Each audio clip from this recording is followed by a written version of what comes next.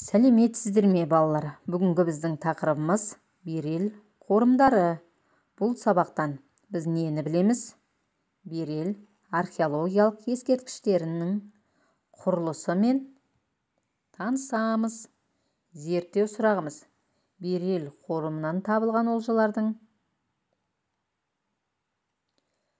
сақтар туралы мәдениетін қалай сипаттайды? Берел қорымы Алтай тауларының шығыс Қазақстан жеріндегі Қатон-Қарағай ауданында орналасқан. 30-дан аса обалар зерттелген. Бұл ескерткіштер біздің заманымыздан бұрынғы 4-5 ғасырларға жатқызылады. Номері 11-ші оба 1998-99 жылдары Зимаш Самашев археолог ғалым ағамызбен бірге шетел ғалымдары зерттеген. Ол жерден 2 адам мен 13 жылқы көмілген. Лақат қабір жер бетінен терең орнатылған.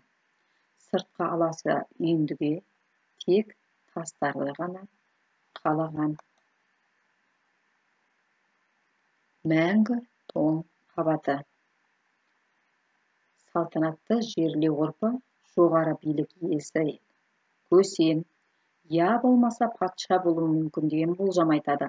Антрополог ғалымдар 30-35 шамасындағы ер адам деп болжам жасаған. Шығыс Қазақстан аумағы Берел алтын адамы табылған жер. Саркофаг. Бұл алтын адамды жатқызған ағаштан жасалған табыт. Обасы мәңгі суық тоң қабаттан тұрады. Мәңгі тоң қабат дегеніміз обаның астыңғы суық бөлігі. Мәйіттің киімі, ат әбзелдері, ер тоқым, маталар, ағаш ыдыстар, тері мен киіз бұйымдар жақсы күйінде сақталған. 2,5 мың жыл бұрынғы өмір сүрген адамдар өмірінен ғалымдар мол ақпарат алды. Берелдіктер мәйітті ұзақ сақтау үшін бальзамдаудың құпия әдістерін қолданған тәрізді. Олар жылқының терісін шірімес үшін қайыңның тоз қабатымен жапқан.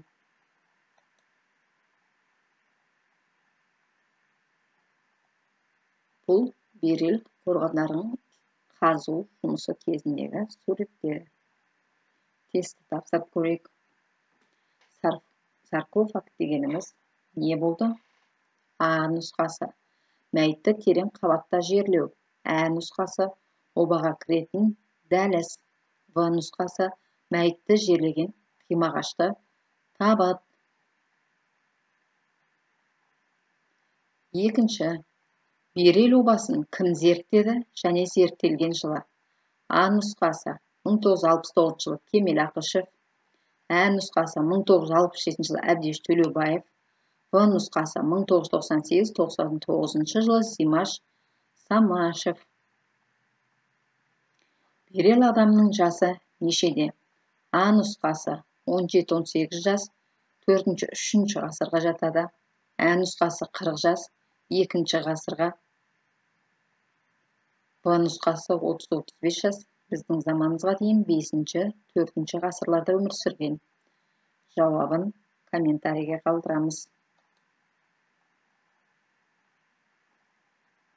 Берел обасындағы суреттерге мұқият қарап шығамыз. Табылған адамның реконструкциясын Зимаш Самашев жасаған. Ал суретін салған Ахметжанов. Енді осы сұрақтарға жауап беріп көрейік. Берел қорымының ерекшелігін ата. Археолог ғалым Зимаш Самашев Берел қойнауы құпияға толы деп айтады. Берел туралы не білдің?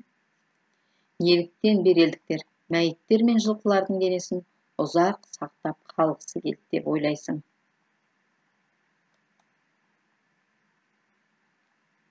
Біздің тақырыбымыз аяқталды.